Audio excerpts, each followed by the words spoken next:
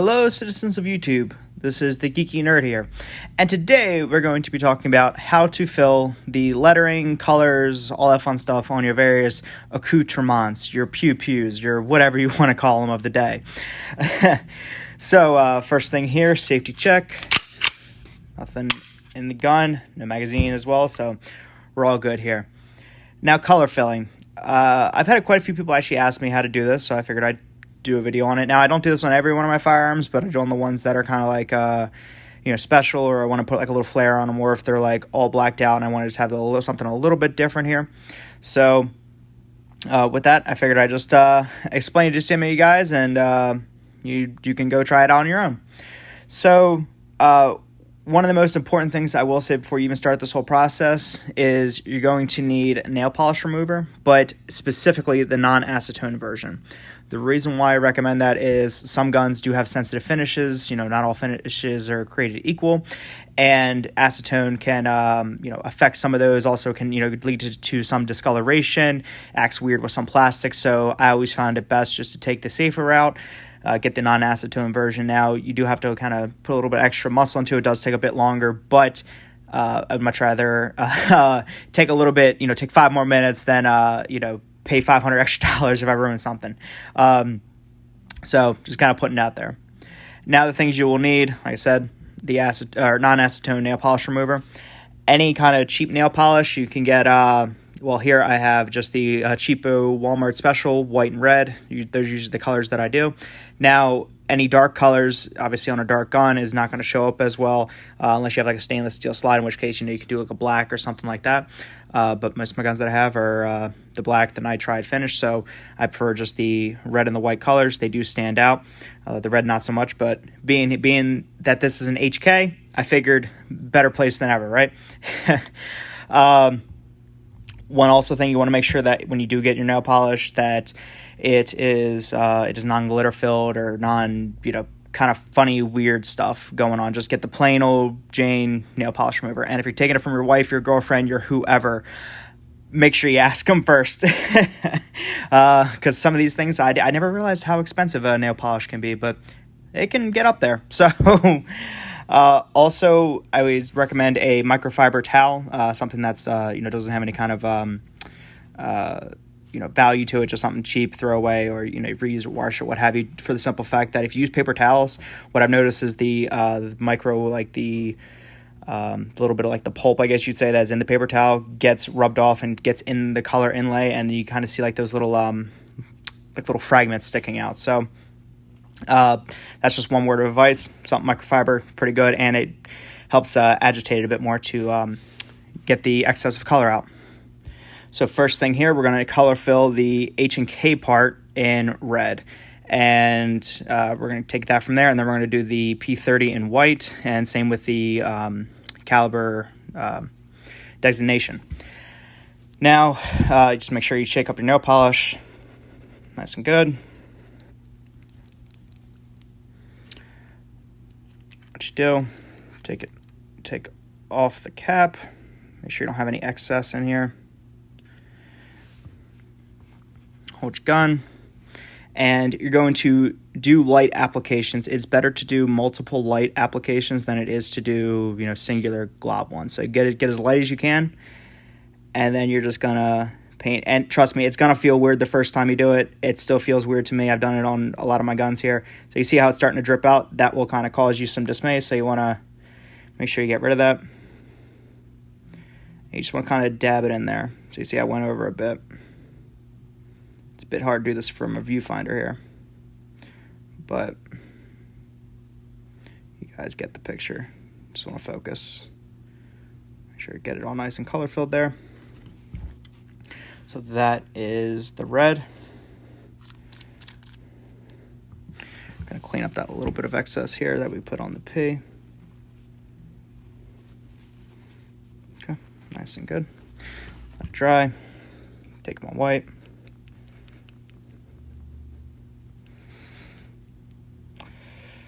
And actually, you know what? I think I'm going to make the caliper, thinking on the flat here, I'm going to make the caliper white, or caliber, not caliper, not measuring things here. the caliber white, and I think I'm going to keep the P30 and really keep it with the whole HK. So again, we're just going to kind of dab it in there. Now you don't want to just kind of paint over it. You want to kind of like push the bristles into the crevices of the roll markings. Make sure the paint gets in there. Again, we're just doing light applications here, guys. I also realize as I'm speaking here, while painting, in essence, feeling a little bit like Bob Ross. Now, guys, remember, there is no accidents, only happy mistakes. So we're going to take a little bit more red out. So, see, wipe that for nothing. Now, one good thing about when you're doing this, it is not a permanent modification. If you really don't like it, or you decide, hey, I'm going to get rid of the gun, somebody doesn't, want this color, what have you, all you really have to do is take, again, that non-acetone version and just basically glaze over it. So, or sorry, not glaze over. You want to put a little bit more pressure to get into the grooves, because once this dries here, I'm going to time lapse and speed over this section, so you're not literally watching paint dry. We're actually going to take the towel and we're going to take light strokes across the top of it, light strokes, nothing kind of like crazy, pushing into the finish, because what will happen is those little fibers will actually get into and pull the paint out. We're going to do a couple applications of this, so let this dry here, guys, and I'll see you in a second. Okie dokie, guys. So after about 5 minutes, we're back now. One thing I do want to also add is make sure that it is truly and utterly finished drying. You see there, I kind of touched it. You see it kind of started to pull away. So you just go, take your time. Just give it the full time to dry. You'll know it's dry because it actually won't start like doing that. It'll feel a lot more slick and kind of like going along with the finish, and you'll feel like a ridge there. One important reason why I say you want to make sure that it is fully dry is once you start taking the acetone, what will happen is the pieces will stick together, and since they're not fully adhered to the working piece, it'll start pulling the color out of the inlay, and you'll have to redo it, and then you'll have some spots that have, highs and lows, what have you. But now that it is fully dry, we're going to just take your non-acetone nail polish remover. One thing as well, guys, make sure you do this in a kind of a well-ventilated area, because we are dealing with a lot of fumes here. Nothing too crazy. You just want to take it, give it a couple little splooshes there, put that off to the side. Do not knock it over. And then we're just going to take it and ever so gently rub off the excess. You don't want to try and make it too wet, but you can see there, boom. Simple as that. What you do, kind of pat it dry. Don't let the acetone stick inside of the color fill, because it will start pulling it out. So there you go. Just make sure that's gets nice and dry there. So you don't want to make it too wet. You just, again, I'm just very lightly glazing over the top of this. So you can see there, just glazing over the top. Just taking that excessive off. And one thing I will say, once it starts getting like this, switch spots, because what will start happening is the acetone that isn't fully, or that is now kind of like liquefied, or the acetone with the nail polish remover that's now liquefied, will start to smear on your piece. So again, just light little strokes. Gosh, I can't stop sounding like Bob Ross over here. So just light little strokes. Light little strokes. And still got a little bit more. Guys, it's all about finesse. If you really mess it up, you really can't mess it up. It's all just trial and error. After, if it comes out wrong, you just load this sucker up and then go, salt the grounds of Carthage, basically, with it. You see we have those two pieces now. Make sure you don't kind of touch anything else, because what you'll notice is your fingers will start to, turn red or turn whatever pigment you have. But you can see there, it is pretty well. It's not fully legible. The white is obviously standing out because that is a contrasting color on the opposite side of the color spectrum there, so that's why it stands out. But you can see where it has some like low points, and that's why I said do like little light finishes, little light parts. You can see there, especially up at that top corner of the H, that it didn't get all the way filled in, just got taken out. That's why you want to do like a little light applications. Take it easy. But here we're going to give this a second to dry, cool down, because you don't want. One other thing is when you're doing this, you don't want to put the non-acetone. And guys, I'm sorry if I keep calling it acetone. It's just my default nature. It's the non-acetone, but it's nail polish remover. You guys know. Is that you just want to make sure that it fully dries, because what this is going to do is it's going to break its adhesion, and you want it to kind of re-adhere to the workpiece. So again, once you do that part, let it sit for about 5 minutes, and we'll come back to it and do a second fill. So catch you guys here in a second. Okie dokie, guys. So we're back in the house. Excuse the jump cuts here and there, but I figure you literally don't want to watch paint dry. So we can see here after it's dried, it has a pretty nice fill, pretty nice look to it. It's not showing up too well on camera. The studio light here is washing it out a bit, so let me turn that off. And you can kind of see like just a little bit of a natural color to it. So it does definitely have a pop to it. It is not, it's not, faded like the light was kind of doing it with the washout, but you can kind of see there. It definitely does stand out. Now, one thing I will advise against is using any kind of colors that would be considered on like the neon spectrum. So like a neon green, like a zombie green, or like a like electric blue or things like that. What I've noticed is that those colors, they end up kind of either A, fading horrendously in time, or B, they just don't stand out, compared to just a solid base color, nothing kind of on the crazy end, because the higher you go, the lighter it gets. So that's just one thing I would recommend against. Now, one thing about this is it is chemically bonded to it, and you can't remove it with the non-acetone nail polish remover. However, I've also noticed that heat doesn't really affect it too much. Now, if you are getting it, you're running like 1,000 rounds to this, there is maybe a good chance that it'll start, breaking that bond and kind of peeling out, in which case you would just fill it again. So just a little bit of a process, just something nice to do. This is my Zen garden, if you want to think of it like that. But enough of that. With the pistol now dried, we're going to go back and fill in again. Make sure you reshake your nail polish after it's been setting for that time.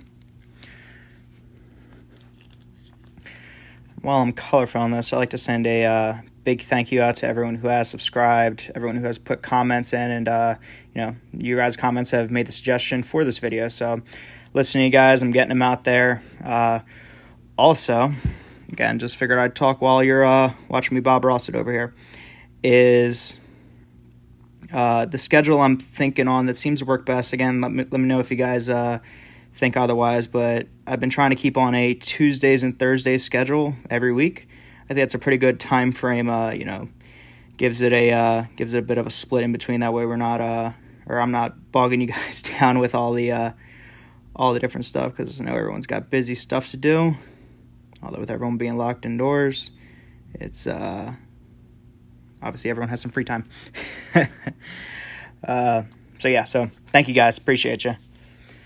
So here we go again, color filling this. Again, just those light applications, do make sure that it doesn't glob up. And if you don't like the color, like I say, you just wipe it out and there you go. Now, these HKs, typical being HK, they're a bit harder than the other ones because their letters are very fine, so it's good. That's a good thing, but okay, see how it globbed up there? You do not want that at all. You want it to be perfectly inlaid, so we're going to take that and make sure that kind of goes in the rest of the color. We're going to push that over.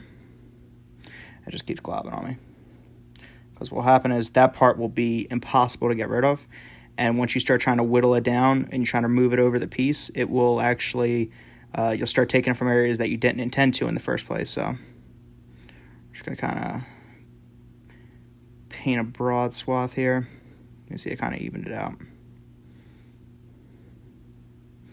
And guys, just take your time doing this. There's no rush. It's just you and the nail polish fumes. Well, I will say, you have a wife, or significant other, whoever, and they are a bit more skilled in nail polish, they might be a bit better at it. Not saying dudes can't use nail polish, but I can definitely say I'm not used to the fumes. So, we can see there. Now, how I would say is when you're done, I personally do about 3 rounds of this, so this is obviously second. And after the third round, you pretty much have it where you want. I've seen guys where they filled it up to where it is pretty much smooth with the surface. You can kind of see there to where it will be like perfectly in line with the rest of the etching.